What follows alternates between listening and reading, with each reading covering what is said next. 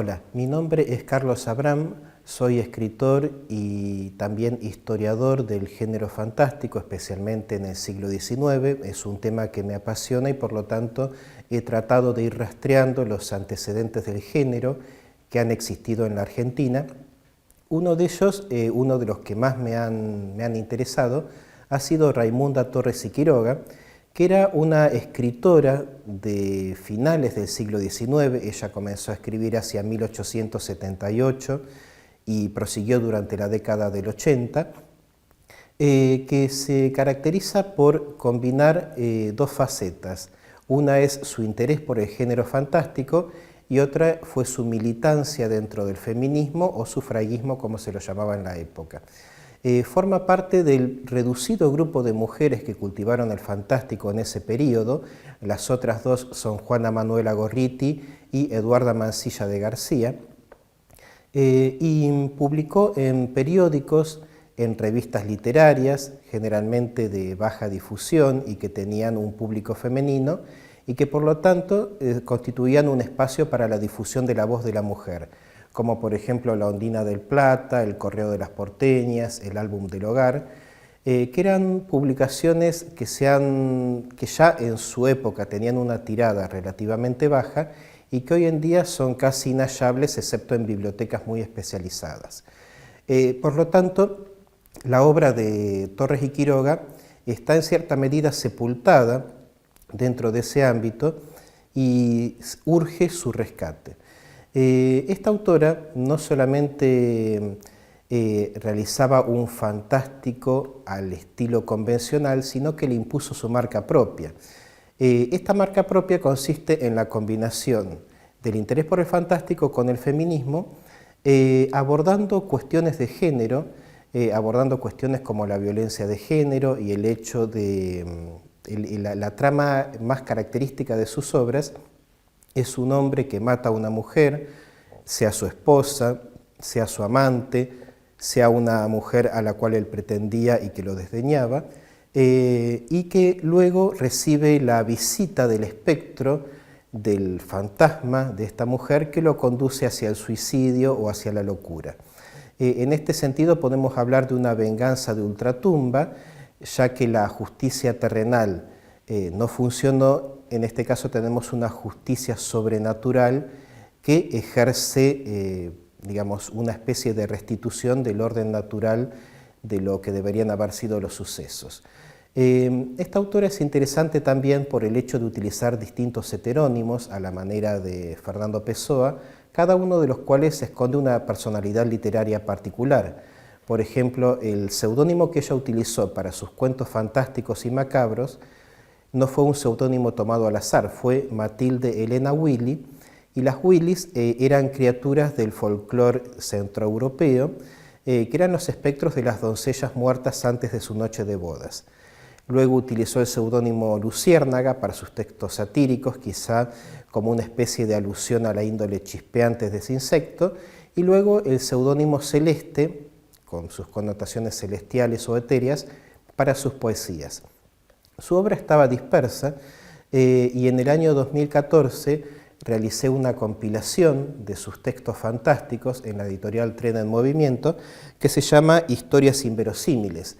Historias Inverosímiles era el nombre que la autora pensaba darle a una posible compilación de su material, entonces elegí respetar su voluntad en vez de titularla con el más genérico nombre Cuentos Fantásticos o Relatos Fantásticos, y bueno, se trata de una edición que tiene un extenso estudio preliminar, notas a pie de página y la compilación de todos los relatos fantásticos de esta escritora, que abarcan una gran variedad de temas, aunque el tema fundamental consiste en la presentación del rol desvalido de la mujer y la posibilidad de una venganza de ultratumba que era la única que le quedaba en ese contexto social.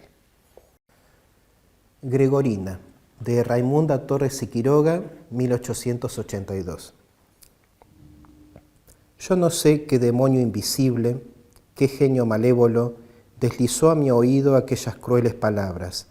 Desde esa noche de cruel revelación, el gusano de los celos empezó a roerme el corazón.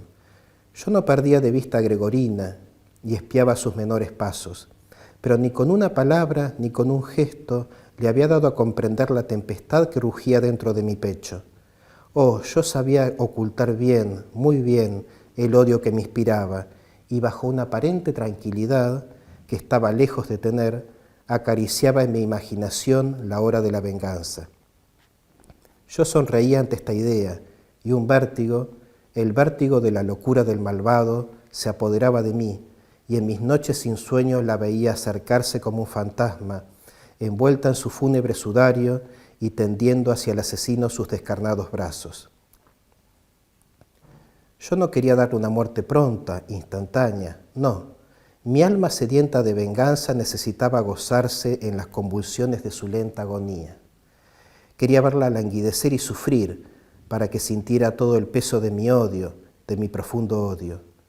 Oh, si hubieras visto con qué salvaje alegría la veía beber el emponzoñado brebaje que todas las noches le preparaba y que le abriría las puertas de la eternidad. Yo contemplaba en sus lívidas mejillas las señales del veneno y un placer infernal dilataba mi corazón. Seguía con ávida mirada los progresos de su desconocida enfermedad, como decían los médicos, y procuraba en apariencia combatirla, pero ¿de qué modo? Añadiendo una nueva dosis a su vaso.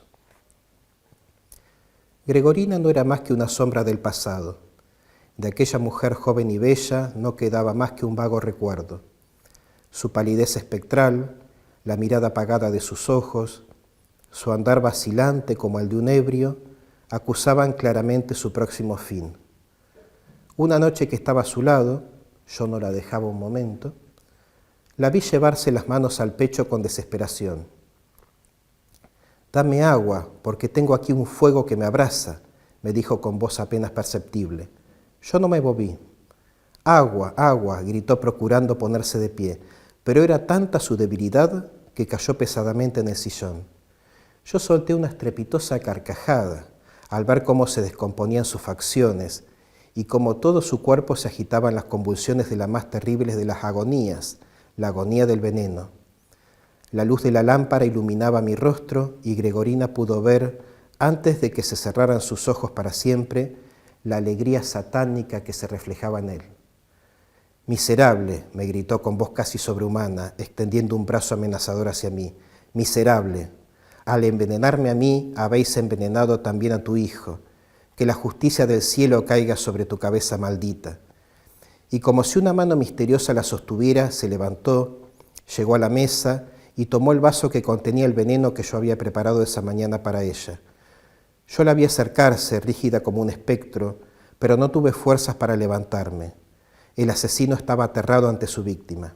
«Bebe», me dijo presentándome el mortal brebaje. Yo obedecí. Apenas había apurado el contenido del vaso cuando sentí a mis espaldas una carcajada y una voz, la misma voz que me había dicho «ella es adúltera», me susurró al oído «ella era inocente». No tratéis de averiguar cómo es que vivo después de aquella noche de fúnebre recuerdo.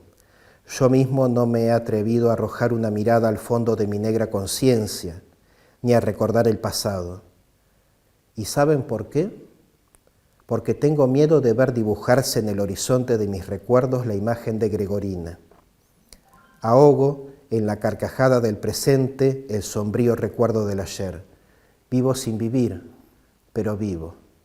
He aquí lo único que puedo decirles.